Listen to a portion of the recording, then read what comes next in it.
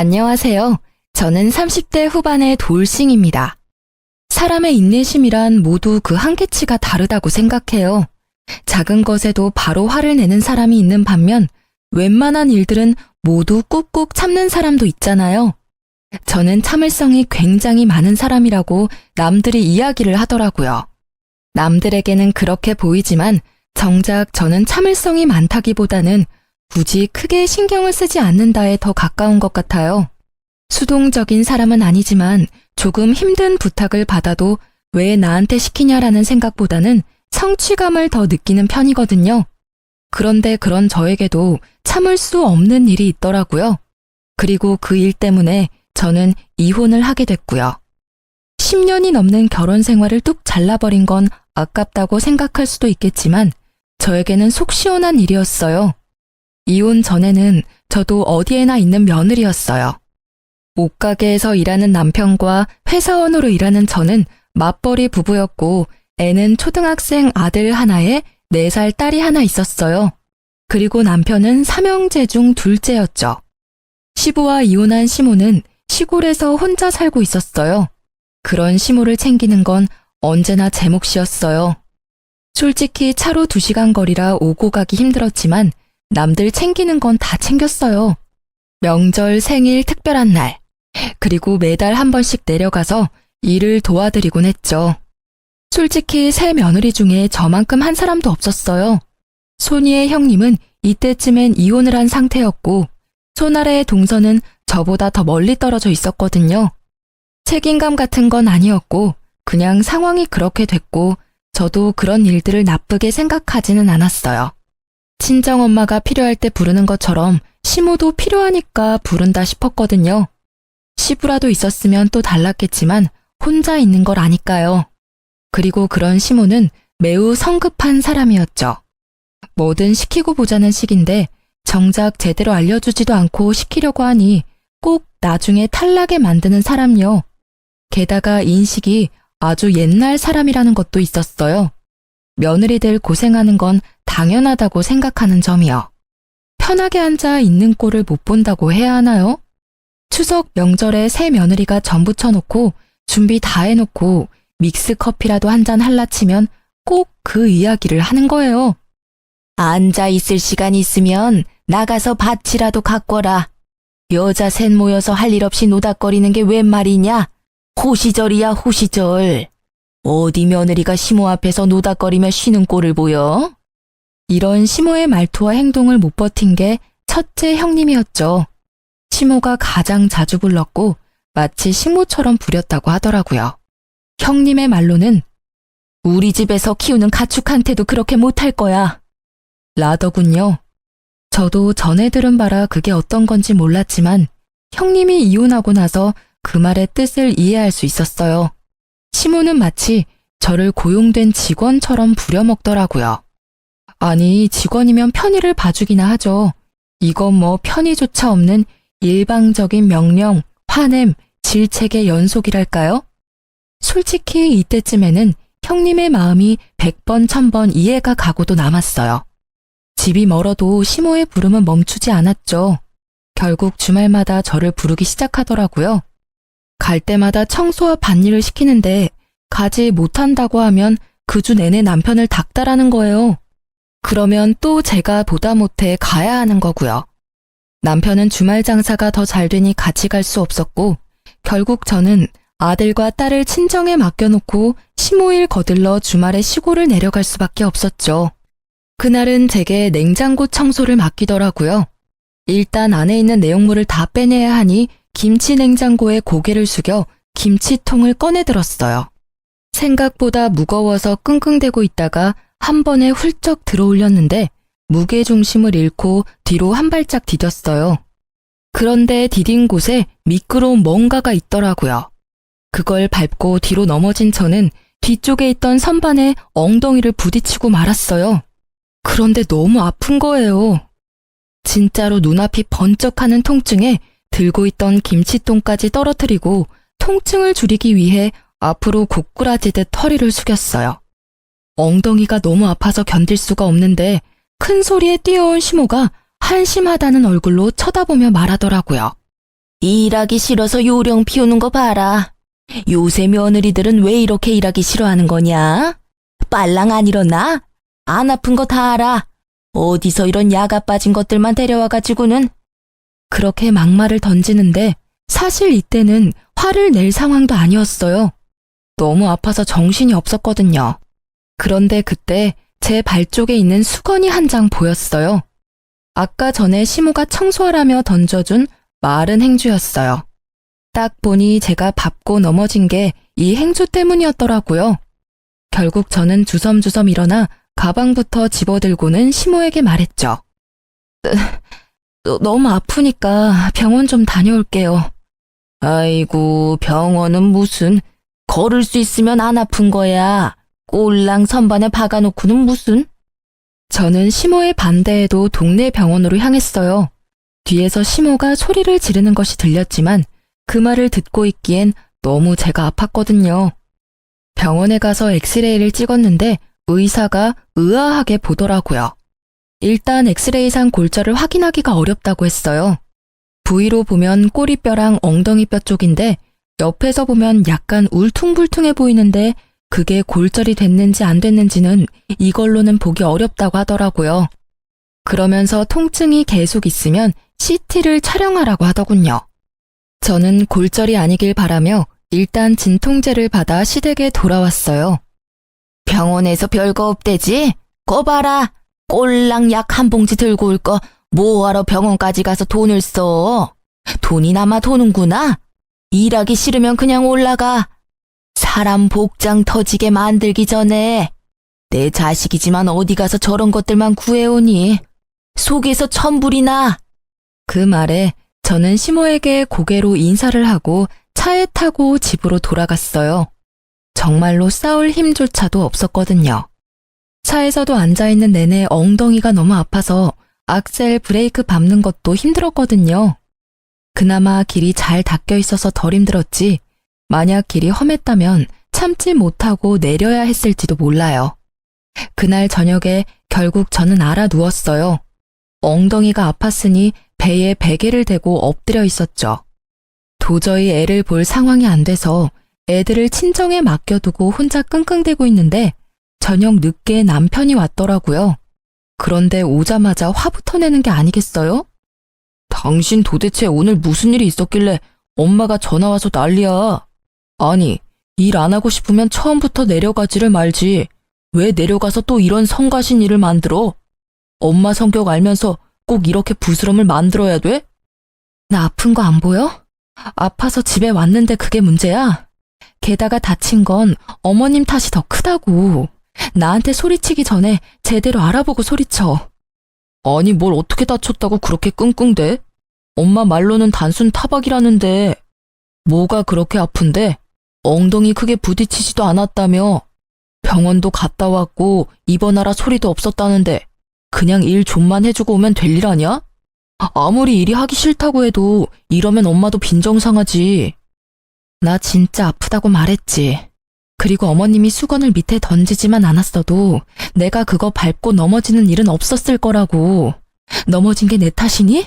그리고 내가 아픈데도 무거운 거 들었다 놨다 하는 일을 해야 해. 그러다 내 몸 골병 나면? 애들은 누가 보고 일은 어떻게 해? 남편은 제 이야기에도 전혀 공감하지 않더라고요. 딱 보니 제가 단순 타박이라는 생각 때문에 더 쉽게 보는 것 같더라고요. 그런데 통증이 전혀 가시질 않고 더 심해져서 결국은 다음날 병원을 방문하게 됐어요. CT를 찍었더니 청골이라는 엉덩이 뼈가 골절이 돼서 앞뒤로 갈라져 있더라고요. 병원에서는 입원을 해도 고정 같은 건 못하고 하루 한 번 물리치료는 받을 수 있다고 하더라고요. 아플 때 진통제 정도 놔주고요. 다른 부위면 깁스를 하거나 수술을 할 텐데 엉덩이 뼈는 그냥 그대로 낫게 두는 수밖에 없다고 하더라고요. 입원을 하겠냐는 말에 어차피 안정을 취해야 한다면 집에서 약이나 먹으면서 요양하겠다고 했어요. 의사에게 물리치료는 한 번씩 나와서 받으라는 이야기를 듣고 집에 와서 쉬고 있었어요. 그런데 너무 아파서 집안일을 할 수가 없었어요. 움직이면 통증이 더 심해져서 무리더라고요. 결국 애 하원도 남편에게 부탁했죠. 그런데 남편은 엄청 툴툴대며 집에 오더라고요. 아직도 꾀병이야? 알겠어. 당신 아픈 거 알겠으니까 그만 좀 해. 집안일도 안 해놓고 애는 나한테 맡기고 이쯤 하면 되는 거 아니야? 무슨 시위를 이따위로 하는 건데? 시위? 남편의 말에 저도 말이 곱게 나갈 리가 없었죠. 말보다는 보는 게 더 빠를 것 같아서 제가 찍어온 CT 사진을 보여줬어요. 이래도 내가 꾀병이야? 엉덩이 뼈가 찢어져서 앞뒤로 갈렸는데 뭐? 꾀병? 최소 한 달은 쉬어야 한대. 입원하라는데 그냥 왔거든? 그걸 보는 남편의 입은 열리지 않더라고요. 아니, 뼈가 앞뒤로 갈라져서 앉지도 서지도 못하는데 일을 할 수 있었겠어? 진짜 실망이다, 당신. 어떻게 아프다는 마누라 병원 데리고 갈 생각은 하지도 않고 도리어 꾀병이라며 탓을 해? 진짜 부서진 건지 몰랐잖아. 미안해. 남편이 멋쩍은 얼굴로 사과를 하는 그때 남편의 전화가 울렸어요. 시모였죠. 남편은 의뢰하던 대로 스피커폰으로 전화를 받았고요. 애미한테 이번 주말에 집에 와서 일 좀 거들라고 해라. 저번 주에 그렇게 해놓고 가서는 집이 엉망진창이야. 지가 싸지른 건 치워야지. 가란다고 홀라당 집으로 가. 어디 버르장머리 없이. 어머니, 안사람 집에 못 가요. 엉덩이 뼈 골절됐대요. 어디서 거짓말이야? 꼴랑 그렇게 넘어진 걸로 엉덩이 뼈가 부러지면 내 뼈는 남아나지도 않았어. 일하기 싫어서 관두라 그래. 우리 집에 그렇게 요령 피우는 며느리는 필요 없다. 진짜 골절이에요. CT 찍었는데 앞뒤로 갈렸더라고요. 그러니까 어머니, 당분간은 이 사람 말고 다른 며느리 부르세요. 남편의 간곡한 말에도 시모는 의심이 되는지 다음날 집에 왔더라고요. 또 누워있냐? 뭐가 그렇게 아파서 누워있어? 시어머니 오셨으면 발딱발딱 일어나서 맞이해도 모자랄 판에. 어머님, 제가 골절이라고 들으셨잖아요. 못 믿어서 오신 거면 의사 선생님한테 가서 확인하세요. 그러잖아도 물리치료하러 가야 되니까요. 결국 의사의 이야기를 듣고서야 시모는 조용해지더라고요. 그렇게 집으로 왔는데 남편이 시모에게 전화했더라고요. 집에 오셨으니 집안일 좀 해주고 가시라고. 결국 시모는 씩씩대며 집안일을 해놓고 이틀 뒤에 가셨어요. 시모가 던진 수건 한 장에 넘어지게 됐으니 저한테 뭐라 말은 못하셨죠. 결국 남편의 부탁으로 이틀 동안 제 수발을 들어준 시모를 보니 속이 다 시원하더라고요. 제가 지금 아니면 언제 시모의 수발을 들어보겠어요? 그렇게 시모가 저의 수발을 들고 간 지 얼마 되지 않아 시모에게 연락이 왔더라고요.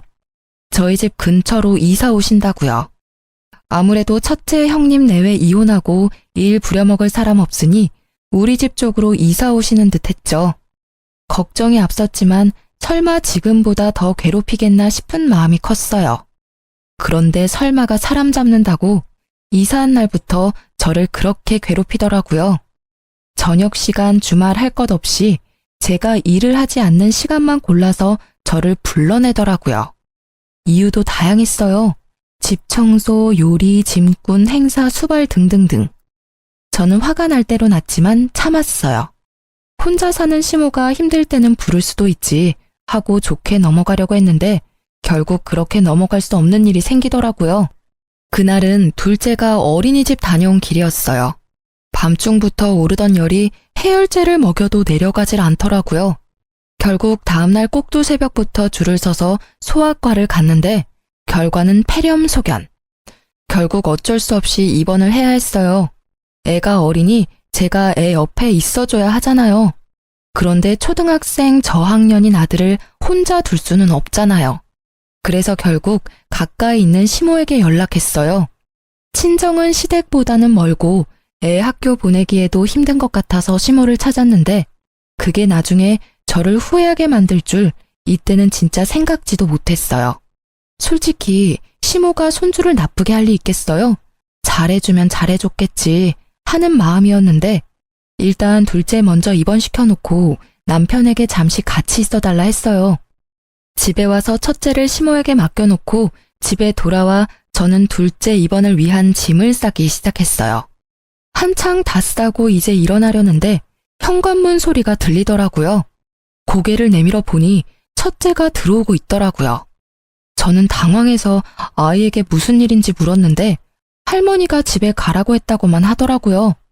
택시 태워서 보냈다는데 이게 뭔가 싶어서 시모에게 전화부터 했죠. 어머님, 첫째가 집에 왔는데 혹시 집안에 무슨 일 있으세요? 그럼 말을 하시지. 어떻게 애 혼자 택시 태워서 보낼 수 있어요? 택시라도 태워보낸 거면 다행으로 생각해야 되는 거 아니냐? 그리고 너 생각이 모자라도 어쩜 그리 모자라니? 둘째가 폐렴이면 첫째도 폐렴에 걸렸을 수도 있잖아. 늙은 노인 혼자 사는데 폐렴 걸린 애를 데려다 놓고 나 폐렴 걸려서 입원하면 어쩌려고 애를 여기다 맡겨?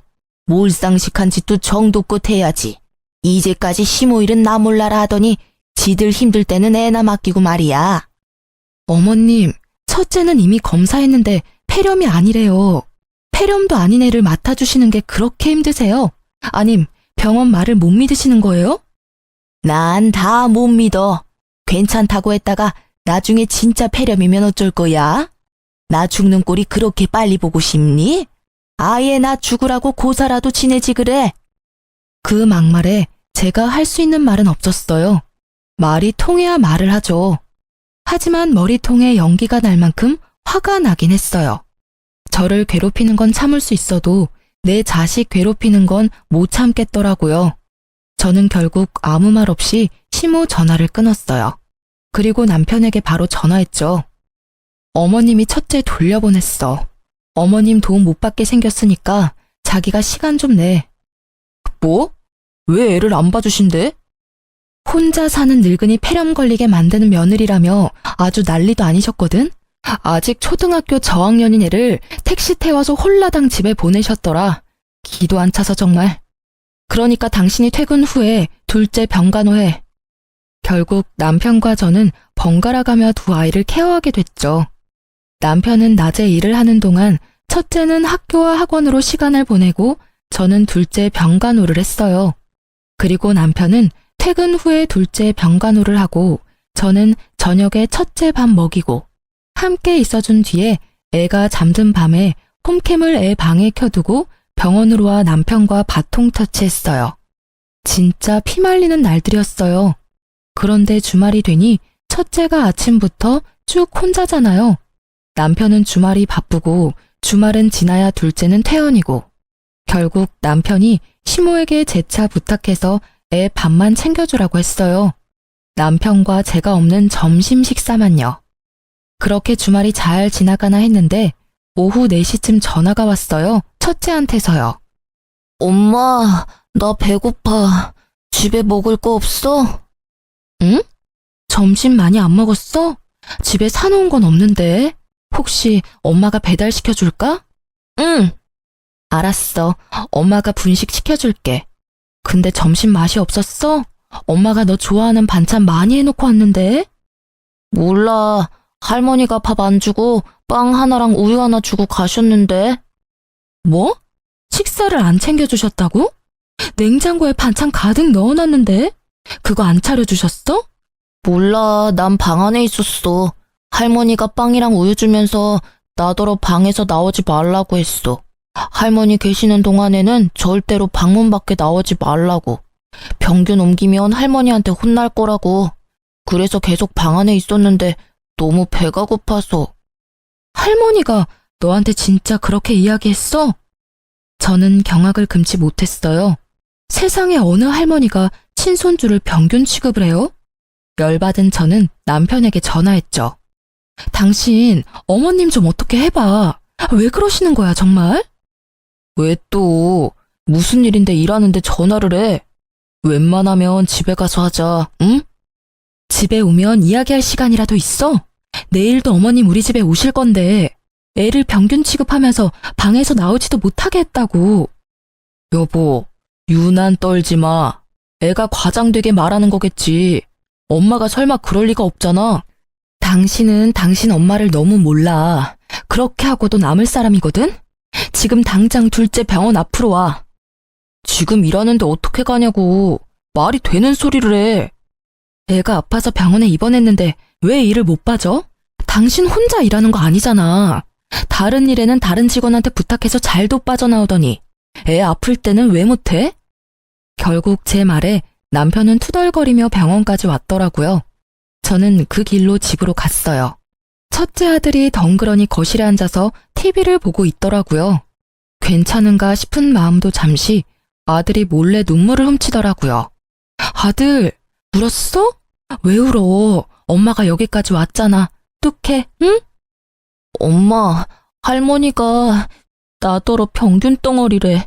엄마한테 전화했다고 나한테 뭐라고 했어. 호로 자식? 근데 그게 무슨 뜻이야? 그건 나쁜 말이야. 할머니들이 가끔씩 쓰는 말인데 너는 몰라도 되는 말이야. 그리고 또 뭐라고 하셨는데? 나한테 싸가지 없는 건 엄마 닮았다고 했어. 근데 싸가지는 뭐야? 부글부글 끓어오르는 속을 꾸역꾸역 눌러 담으며 최대한 아들에게 상냥하게 말했어요. 그런 말도 있는데 나쁜 말이야. 그 말도 기억에서 얼른 지워. 그리고 애탁해서 꼴도 보기 싫대. 애탁? 그게 무슨 뜻인지 몰라서 잠시 생각하던 제 머릿속에 떠오른 단어가 하나 있었어요. 외탁을 했다는 말. 첫째가 저를 닮아서 보기 싫다는 말이었겠죠. 더 이상 저는 시모를 용서하지 않기로 했어요. 애를 달래고 둘째 병원에 와서 저는 시모에게 전화를 했어요. 어떻게 애한테 그런 막말을 하실 수가 있어요? 애가 무슨 죄가 있어서 그런 말을 들어야 하냐고요. 자식 키우신 분이 어떻게 손주한테 그런... 내일 오지 마세요. 제가 알아서 할 테니까요. 그런다고 누가 무서워할 줄 아니? 그리고 내가 못할 말했어? 걔가 병균을 가지고 있으니까 병균이라고 한 거고 널 닮아서 외탁했다고 한 거지. 그나저나 그 애미나 그 자식이나 똑같네. 그걸 또 그새 너한테 일로 바쳤어? 이러니 내가 정이 안 가지. 알겠어요. 정 안 가는 손주 볼 일 없으실 테니까 내일부터 오지 마세요. 그리고 주말에도 저 부르지 마세요. 안 갈 거니까요. 싸가지 없고 꼴 보기 싫은 며느리 싫으시잖아요. 그러니까 부르지 마세요. 부르려면 어머님 아드님이나 부르세요. 그렇게 말하고 전화를 탁 끊었죠. 그리고 시모의 모든 연락을 무시했어요. 그런데 몇 달이 지났을까요? 남편이 시모가 다쳤다고 하더라고요. 계단에서 내려오다가 발목 뼈가 골절이 됐다고 하더라고요. 입원하라는 거 안 하고 집에서 있는다길래 저는 기회다 싶었어요. 남편이 좀 가달라고 하길래 알겠다고 하고 시댁에 내려갔어요. 그리고 제가 뭘 했는지 아세요? 아무것도 안 했어요. 시모가 밥을 차리라는데도 밥 안 차리고 혼자 사온 거 먹고 시모가 화를 내는데도 들은 척하지도 않았어요. 결국 시모가 열이 받아서 저에게 소리를 꽥 지르더라고요. 너 뭐하러 왔어? 내가 아파서 아무것도 못하는데 여기 와서 나 염장 지르려고 왔냐? 복창 터지게 만들 일 있어? 어머님, 그래서 밥 드시라고 빵 드렸잖아요. 맛있게 드세요. 저희 아들한테도 그렇게 하셨잖아요. 그대로 해주고 있는데 뭐가 그렇게 화가 나세요? 싫으시면 그냥 다른 며느리 부르세요. 내가 못 부를 줄 아냐? 너 이러는 거 내가 아들한테 다 이야기할 거야. 너네 이혼하도록 만들어줄 거라고. 이 나쁜 것. 어디서 이런 짓을 해? 아픈 사람을 데리고? 마음대로 하세요. 어차피 첫째 며느리는 어머님 성화에 못 이겨서 이미 이혼했고 막내 며느리도 척치고 살고 계시잖아요. 아들 셋에 두 며느리가 담을 쌓았는데 곧 저도 담 쌓고 지내게 생겼네요. 제 말에도 시모는 당당한 표정으로 남편에게 전화를 걸더라고요. 스피커폰으로요. 예, 너 이리 와라. 네 마누라 어떻게 좀 해. 나 아파서 수발 들러 와놓고는 꼴랑 빵 한 쪼가리 주고는 밥 먹으란다. 어디서 이런 미친 것을 데려왔어? 아, 진짜. 와이프 좀 바꿔줘봐요. 바꿀 필요 없어. 나 다 듣고 있으니까 할 이야기 있으면 해. 당신 도대체 거기까지 왜 간 거야? 갔으면 엄마 수발 좀 잘 들어줘. 왜 매번 이렇게 싸우는데? 이거 당신한테도 문제 있는 거라고. 그리고 엄마가 좀 떽떽거렸다고 당신까지 똑같이 굴면 어떡해? 윗사람한테 그렇게까지 하는 거 아니야. 그래, 당신도 똑같네. 그 어미의 그 자식이라더니. 내가 내 자식이랑 닮은 것처럼 당신도 당신 어머님이랑 닮은 건 당연하겠지. 나는 당신 엄마보다 내 자식이 더 소중하거든? 그래서 내 새끼 그렇게 만든 사람 용서 못해. 그리고 어머님도 나 어차피 용서 안 하실 것 같으니까 그냥 우리 이혼하자. 우리 애한테는 이런 할머니는 필요 없는 것 같으니까. 이혼하자고 이야기하면 벌벌 떨 줄 알았니? 차라리 잘 됐어. 야, 나도 이런 며느리 필요 없으니까 얼른 이혼해라. 꼴도 보기 싫은 것. 어디서 당당하게 머리 쳐들고 있어? 그 꼴을 보니 첫째 형님이 이혼했을 때가 생각나더라고요. 방귀 낀 놈이 성낸다고 딱 그 꼴이잖아요. 제 탓으로 자식들 이혼하게 만든 거 생각도 못하고. 이혼을 선언한 후 저는 애들 둘과 함께 친정으로 돌아왔어요. 남편과의 집은 반씩 부담해서 마련한 거였기에 남편에게는 시세의 반을 돌려달라고 말했어요. 남편은 싫다고 하더라고요. 그래서 이혼 소송으로 재산 분할하겠다고 말했죠. 그리고 양육권, 친권 모조리 제가 가져온다고 했어요. 시모의 행동으로는 애들이 상처받을 게 뻔하니까요. 애들 물건까지 싹 다 들고 나온 것을 확인한 남편이 그제야 제가 진심이란 걸 깨달은 모양이더라고요. 이혼하잔 말이 겁주려고 내뱉은 말이 아니란 걸 이제 알았나 봐요. 설 명절이 다가오는데도 제가 집에 들어가지 않자 그제야 친정으로 찾아왔어요. 당신 진짜 이혼할 거야? 다시 생각해봐. 애들은 어쩔 건데? 당신 혼자 애들 키울 수 있어? 그거 여간에서는 못하는 일이라고. 이혼은 좀 아니잖아. 늙은 노인이 하는 말에 그렇게 휘둘릴 필요 있어? 나는 이미 당신 어머님한테 실망했어. 그리고 어머님 편만 드는 당신한테도 실망한 지 오래됐지. 나는 나 괴롭히는 건 참을 수 있어. 이제껏 잘 참았으니까. 그런데 내 자식한테 모질게 대하는 건 절대 못 참아. 어떻게 친할머니가 손주한테 그런 행동을 해? 그런 말을 어떻게 하느냐고. 그거야 어머니가 잘못했지. 그래도 그걸 굳이 곧대로 받아들이는 것도 좀. 내가 받아들여야 하는 거였으면 흘려들었겠지. 근데 애잖아. 애는 무슨 죄가 있어서 그런 소리 듣고 상처받아야 하는데. 결국 제 말에 할 말이 없어진 남편이 입을 꾹 다물더라고요. 그때 제 폰으로 연락이 왔어요. 저는 전화를 받았죠. 형님, 저 막내예요. 혹시 이번 설에 어떻게 하실 거예요? 오실 수 있어요? 미안해 동서. 나 이혼하기로 했어. 이제 그 집안 사람 아니니까 설에 내려가는 건 알아서 결정해야 될 것 같아. 어머님이랑 무슨 일 있으셨죠? 저 진짜 미치겠어요. 형님이 없으니까 저한테 매일같이 전화 오셔서 며느리 잘못 봤다면서 늙은 노모 모시지도 않는다고 난리를 치시느라. 동서한테만 그러면 다행일 거야. 나는 진짜 우리 첫째한테 한 거 생각하면. 저도 이제 연락 끊어야 할까 봐요.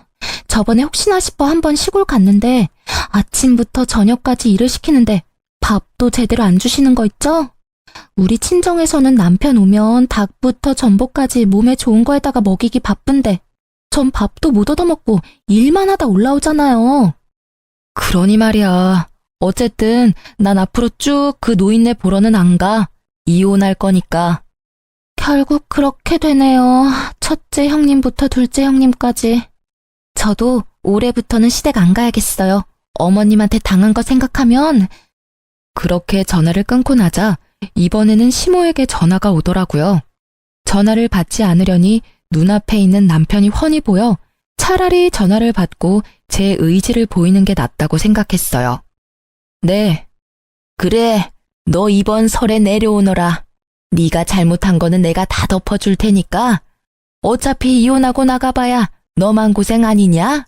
이혼하지 말고 이번 설에 내려와. 거의 명령조였어요. 제가 마치 무조건 받아들일 것처럼 말하더라고요. 그때 남편이 한마디 하더라고요. 만약에 이혼하면 애들은 내가 데리고 갈 거야. 다른 사람 손에 크는 거 난 못 봐. 당신은 애들 보기 부끄럽지도 않아? 어떻게 애들 할머니랑 싸우고 이혼한다고 할 수가 있어? 시어머니한테 못하는 것도 자랑이야? 제가 뭐라고 맞받아 치려는데 옆에 있던 아들이 제 옷자락을 꾹꾹 잡아당기더라고요. 애 앞에서 이렇게 싸울 일이 아니라고 생각하면서 첫째를 달래려던 그때 첫째가 한마디 하더라고요. 아빠랑 엄마랑 헤어지면 나 아빠 따라가야 해. 아빠 바쁘면 나 또 할머니랑 있어야 하는데. 나 할머니 집에 보낼 거면 나는 아빠랑 같이 안 살고 싶어. 그 말에 남편은 꿀먹은 벙어리가 됐죠. 전화를 통해서 첫째의 이야기를 듣고 있던 시모는 노발대발하며 소리 지르더라고요. 이 싸가지 없는 놈. 며느리 네가 애를 저렇게 싸가지 없는 놈으로 키웠어. 어디 어른 앞에 두고 못하는 말이 없어? 애한테 소리 지르지 마세요. 아들, 외할머니 방에 가 있어. 애를 안방으로 보내놓고 제가 남편에게 말했어요. 애들 마음에 얼마나 상처가 컸는지 이제 알겠지? 당신도 눈이 있고 귀가 있으면 이제 그만 좀 잘 살펴보라고. 저 작은 애도 제 할머니 집에 안 가려고 난리잖아. 저 애 데려가서 행복하게 키울 자신 있어? 애가 벌써 불행한데. 미안한데 나 이혼 번복 안 해.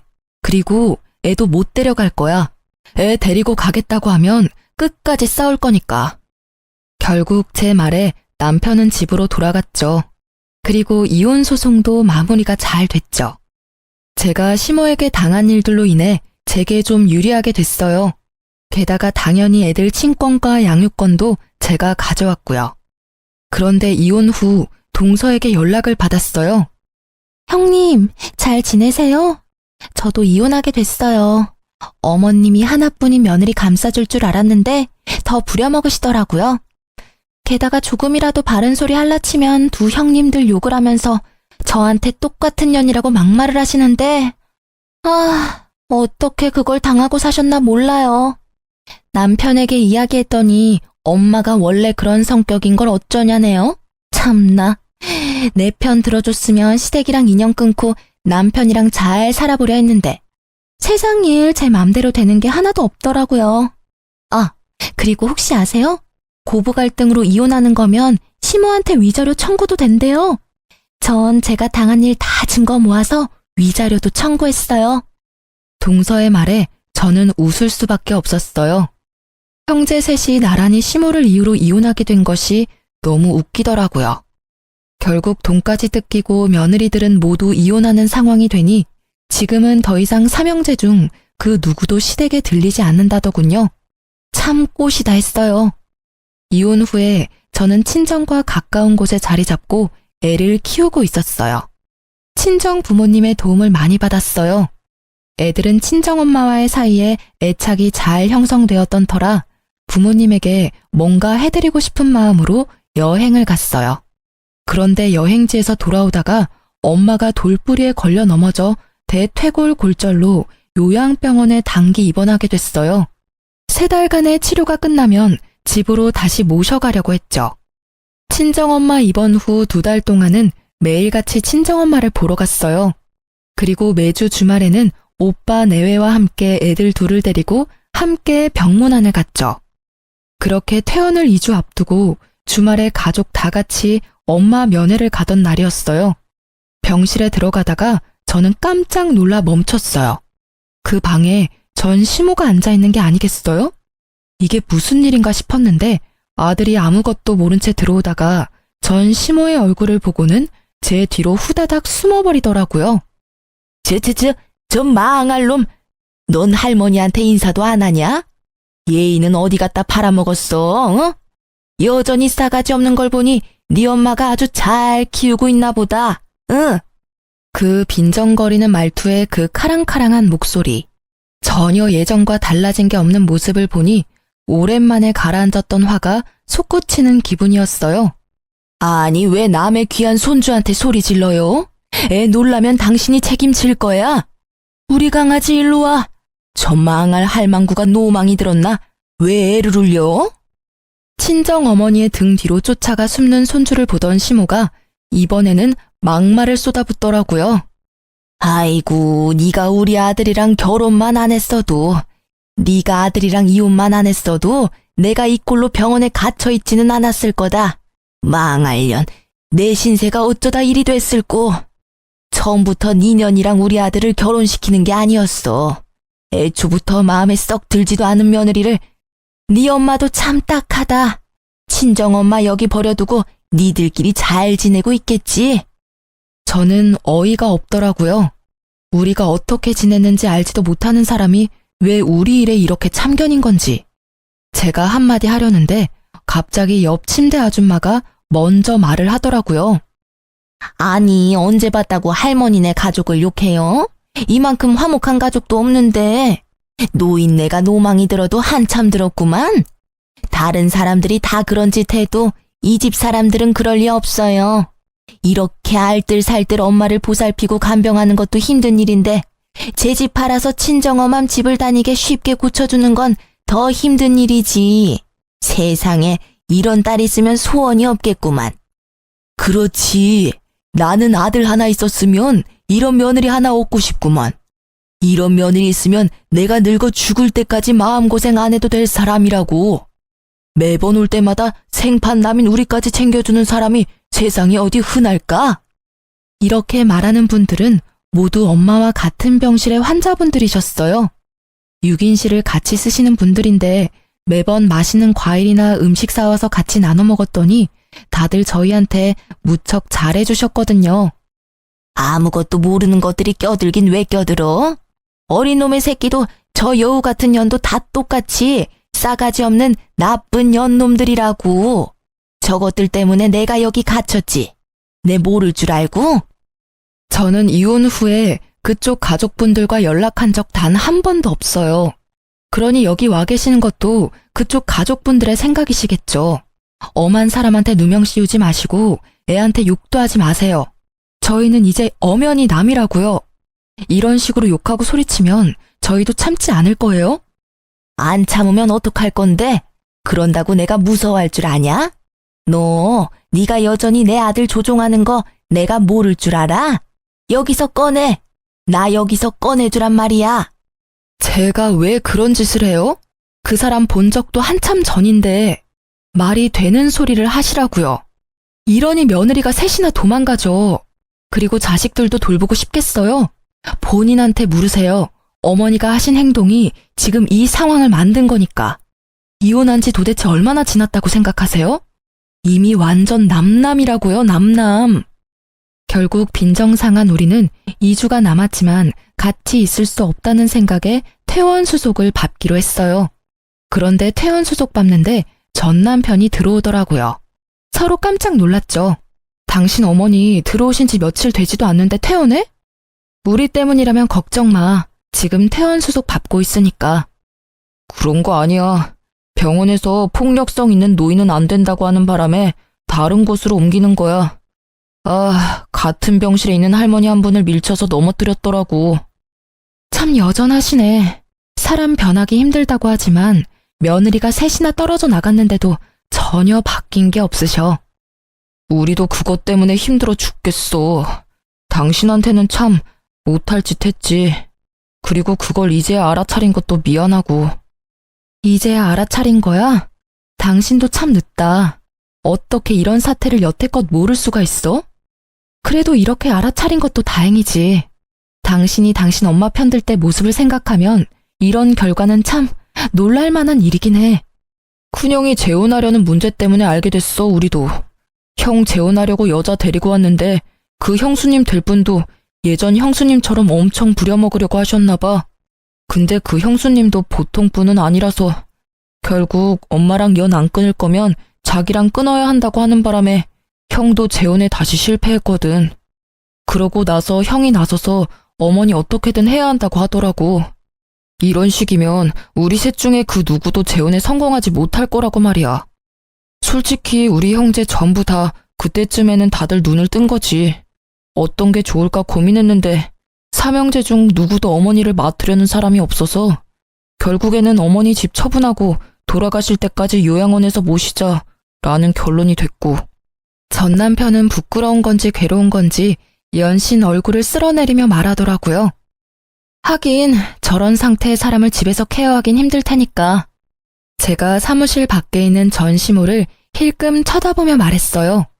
전시모는 애먼 사람을 붙잡으며 화를 내고 있더라고요. 전화도 안 받고 병문안 한 번도 안 오던 놈. 네가 자식이야? 나 집에 갈란다. 집으로 보내줘. 왜 나를 여기다 처박아 놓냐고. 여태껏 우리 탓, 이제는 없는 며느리 탓만 하셔. 그때 당신 말 들었으면 우리가 헤어질 일도 없었을 텐데. 그땐 내가 왜 그랬는지.